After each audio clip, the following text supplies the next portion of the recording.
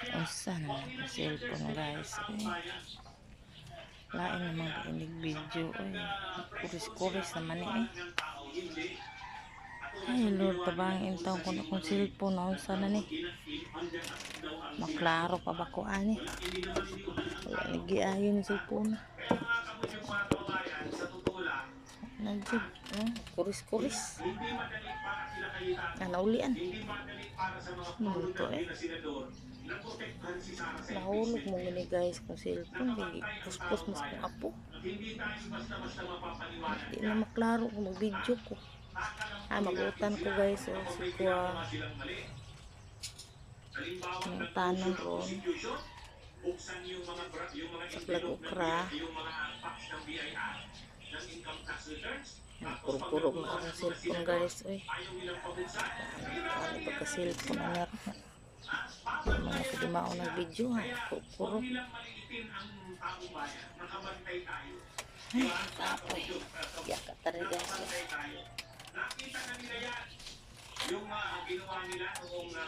Wah. Kuhaan sa dugo. Os-os.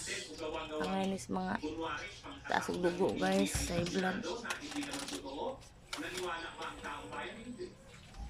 Tabunan na siya wala na may kwas. Siya tabunan? Ha? Wala na? Ako bitong gihikap? Gihikap mo na kunin ng bugtag? Salaw mo mo hikap. Akong gisway basa o may di man basa. Salaw mo hikap. Ay gyana ako gigikom-kom. Gikom-kom kay na ako gyana na ko di man basa. Kanina kon ba? Ayaw ni butang lata dito sa mga kuan. Tabu butang rin sa sako. Kisa na butang anak, kisa man ang gatas. Di agi pamutang tanong. Sila na diha eh. Sa ikaw. Masya ko kuan.